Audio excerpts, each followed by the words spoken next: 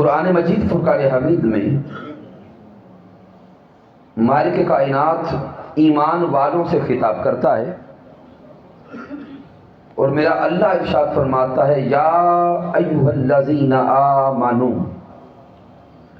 اے ایمان والو، آمنوا ادخلوا فی السلم کافہ، اے ایمان والو اسلام میں پورے پورے داخل ہو جاؤ۔ سبحان اللہ۔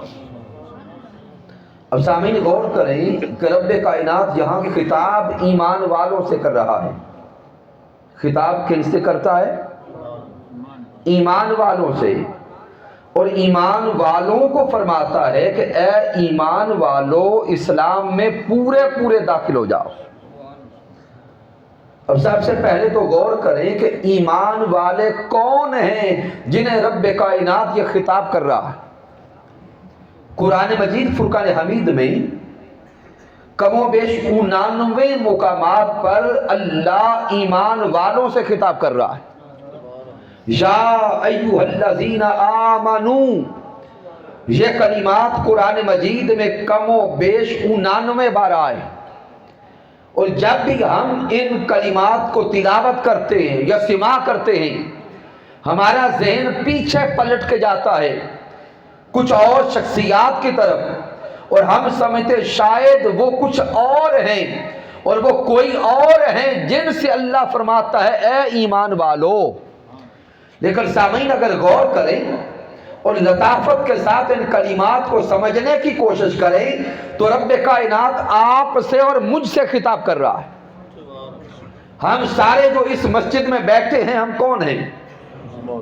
مسلمان ہیں، ایمان والے ہیں۔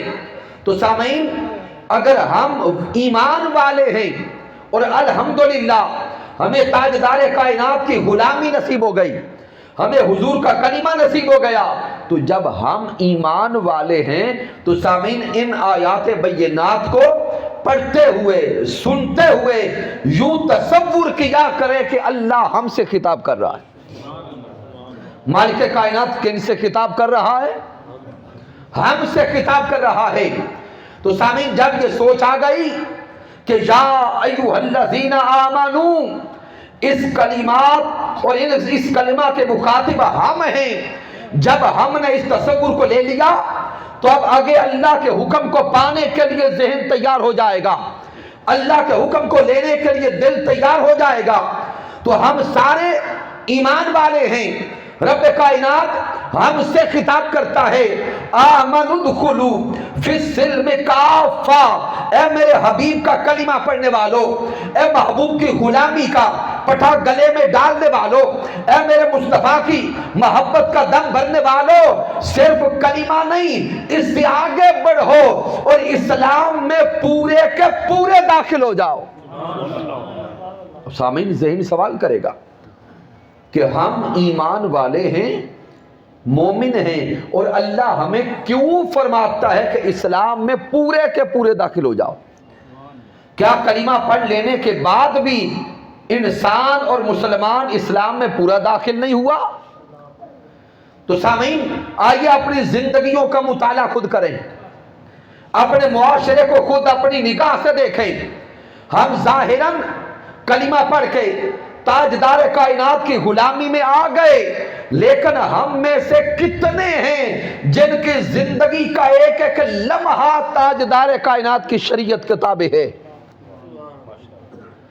ہم میں سے کتنے ہیں جو صبح و شام تاجدار کائنات کی تعلیمات کو سامنے رکھتے ہوئے زندگی بسر کر رہے ہیں؟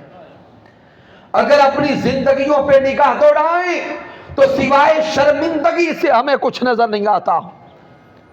ایک طرف دعوی غلامی مصطفیٰ بھی ہے اور ایک طرف نعرہ عشق مصطفیٰ بھی ہے، دوسری طرف اپنے معاشرے کو دیکھیں، اپنے خاندان کو دیکھیں، اپنے گھر بار کو دیکھیں، ہماری خوشیوں کے مواقع بالخصوص تاجدار کائنات کی شریعت کے تابع نظر نہیں آتے، اور بالخصوص اپنے اس ضلع کے احوال کو ہم دیکھتے ہیں۔ ہر روز شادی کے مواقع پر ہم افراط و تفرید کی طرف جا چکے ہیں. بے حیائی اس معاشرے میں عام ہو گئی،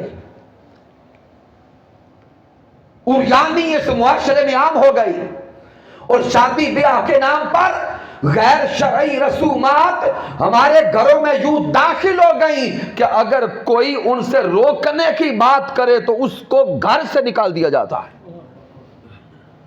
تو مالک کائنات مجھے تو لگتا ہے ہمیں دیکھتے ہوئے فرما رہا ہے، اے کلمہ پڑھ لینے والوں، اسلام میں پورے پورے داخل ہو جاؤ.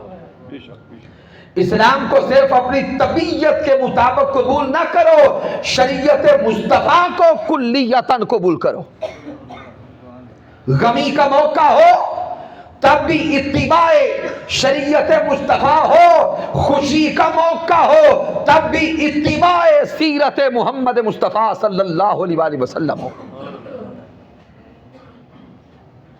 تو مالک کائنات ہمیں دین اسلام میں پورا داخل ہونے کا حکم دیتا ہے.